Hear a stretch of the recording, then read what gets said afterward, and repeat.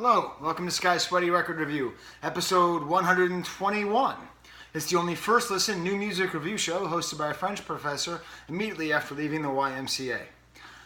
This is going to be a quick one today because I'm actually listening to, it's like a pre-release EP. I don't really know what it is, but it's this band Crumb, and I guess they're going to be releasing an album next month.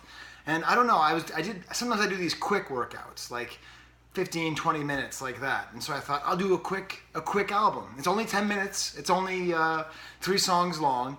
I guess the review isn't very interesting to you, Toby, is it? He's going to fall asleep before the end of this video. And so I want to talk about it because it's quite good. And I'm looking forward to their album when it comes out next month. So first of all, like if you look up the band Crumb, you're going to like find this other band. It was like out of San Francisco in like the 90s, and it's not them. They are apparently out of Boston, where I'm from originally, and they met at Tufts, or as it's actually called, no joke, Universitas Tuftsiensis. I played a show there once at a place called On Broadway, and the band that came up after us was this like musical Rocky Horror Picture Show review. So we had this really cool crowd who did not want to see us at all. But I'm not going to hold that against Crumb. Let me give you an idea what Crumb is about. So, like, just based on these 3 songs, it's a pretty tight quartet, and it's very laid-back music. Like, the vocals are very breathy, the sounds are very kind of soft, not quite jazzy, but very soft. Kind of like if Riders of the Storm by The Doors, like the instrumental parts, if you could just take that out and then have, like, a female singer who'd been listening to a lot of My Bloody Valentine. Which actually, that sounds really awesome. So maybe I like this band more than I even know. There's 3 tracks, and so I'll just kind of talk about all 3 of them, going backwards. The 3rd track is called Part 3, and it's what's nice, what I've noticed by the time I listened to this song, was that it was like, their songs seem awfully simple, but they always add something new. They will add an extra part, or like I tend to talk about a lot with music that I like to add extra layers. In my brief research, apparently they're grouped in with psychedelic, but it doesn't seem psychedelic to me. It just seems kind of like relaxed music, but not relaxed in a boring way. The 2nd track is called Nina. That's where I got that Riders in the Storm idea, because they had this sort of vibraphone keyboard thing going.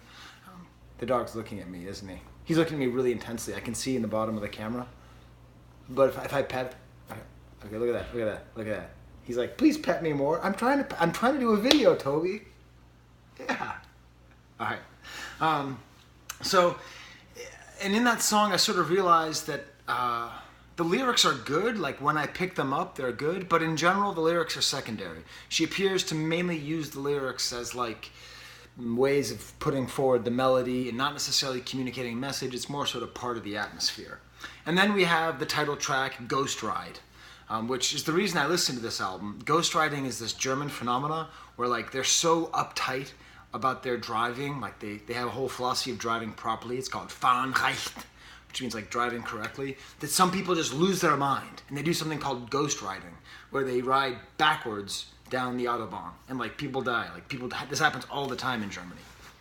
So I sort of expected this to be like when I saw the title, like,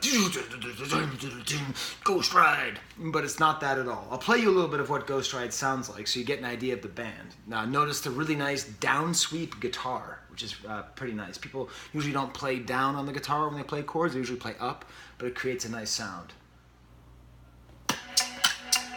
That's not it, that's still Cascade. 1 second, that was my last video.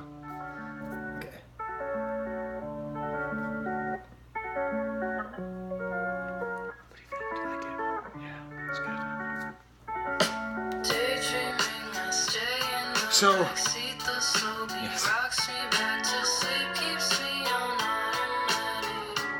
What I like about this, when I listen to it a 2nd time, I sort of notice that the verse, like the melody goes along, and then the keyboard echoes it. Listen.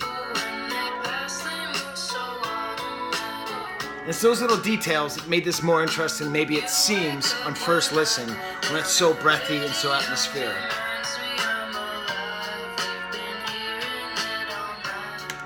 So I think it's going to be a good album. I'll probably end up reviewing the full album, Jinx. I thought I'd put this out there. Maybe you've never heard of them. Maybe you want to listen to it and get excited, you know? I mean, how often do you get to get excited of a group you've never even heard of until you first listen to them? Well, that's what I'm trying to do. So I guess if I had to give a 3-word review, I guess I'll call it Riders on the Stormzy, because that's like an awesome thing to call something. So on behalf of Toby, and you see how I say his name? He gets all excited. Toby? Toby? No. You have to see his face. Toby? You see how excited he gets when I say his name? You're the best part of this show, aren't you? You are. I mean, the review was good, but you're the best part. Did you like the music, Toby? Yeah? All right. Until then, until the next time, there's the camera.